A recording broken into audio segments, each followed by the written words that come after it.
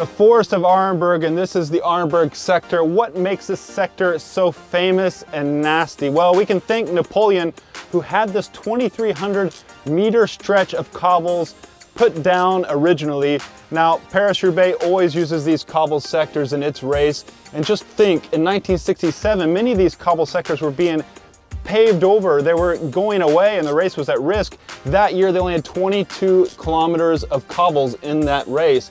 So the organization needed more, and who did they turn to but John Stablinski. He was from here. In fact, he worked in the coal mines under the ground here, and he suggested the race to come here. He'd also been a professional and raced, and this sector was introduced for 1968, that edition, and from there we've made history. Steve Bauer raced many of these Paris-Roubaix editions. Steve, how many? I believe I did 10 or 11, but you know, my memory needs to be jogged a bit, but yeah, enough. And you raced over this Arenberg sector enough to know what makes it so rough and difficult. Well, the cobblestones themselves are quite large, and also they're spaced wide apart, you know, so they're very, very uneven, a lot of gaps. And I think as you go down the descent into the bog, it's quite wet, and the spaces between the cobbles become greater, you know, so it's a very, very rough, very, very hard to get through. And the other part of it is we come through on a straight road here at over 65 kilometers an hour, entering the cobble. So the speed is quite high, and then you go out on a false flat. So carrying that momentum is very difficult, including the length. So all put together, it's one of the most difficult sectors of Roubaix.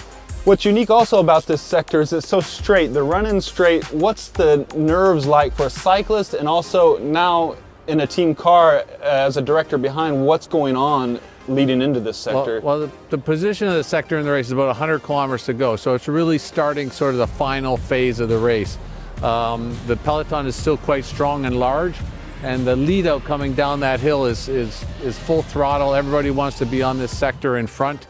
There's often crashes that happen at the bottom of the descent or on the entry.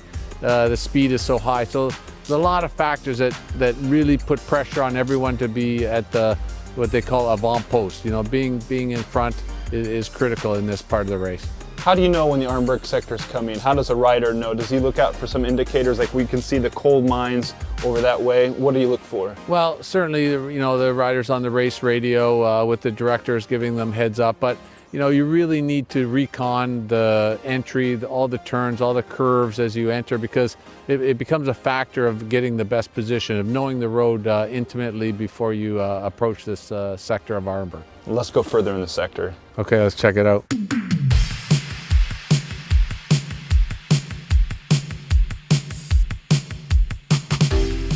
Now at a distance there, you can see the mining structures, and that reminds us of the work that used to happen here below the ground, coal mines it were.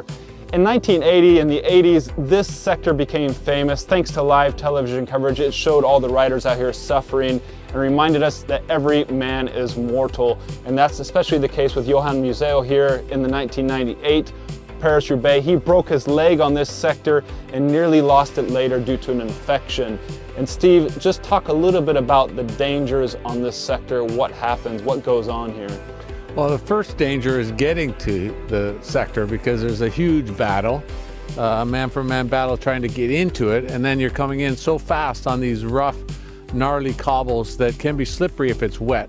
So it's a very fast entry downhill into a bit of a trough, and if you're not in the middle, you're on the side, and if it's slippery, guys are you know trying to keep control on the cobbles. There's also like a bit of a braking thing that happens, you know, near the bottom, because the peloton is coming into this low. And then if there's a crash, then you're caught behind it. So, you know, obviously everyone wants to be in front, and hence the battle in the first place. So, you know, combination, rough cobbles, big gaps, can be slippery. The whole peloton charging in, everybody wanting to be in front. It creates a situation where there's a lot of risk. And these cobbles, you have to think, in 2005, they took out the sector because they needed so much repair work, and even walking on them now, you see they're in pretty bad shape. Not an easy place to walk. No. When you're out here, can you slipstream? Do you ride in the rider's slipstream, or is it just every man for himself and you try to avoid crashes? Well, the ideal is right down the middle, because you're on the crown of this very, very sloped off sector. So you want to be right down the middle. And typically you're wheel to wheel. So the center of the cobblestones, I mean, there's guys on left and right, but the main is right down the center. That's where you want to be.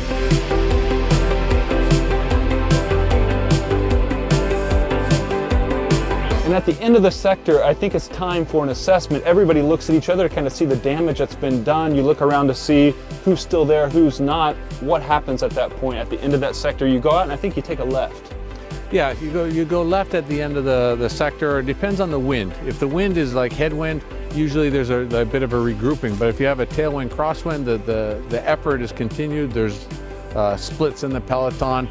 And usually it's sort of the start of the final, right? Depending on what's happening, teams will either drive the race, or if they're waiting for their leaders, perhaps had trouble here, there can be a regrouping. Like you say, a reassessment at the end of the sector and to see what's going to happen for the next phase. I just can't wait. This August 11th, the 2021 Paris-Roubaix is happening again after a break in 2020. And I'm sure this sector, the Arenberg sector, will play a factor again. Well, it'll be exciting 2021 as we missed last year's race, unfortunately, but this year everybody be ready to go.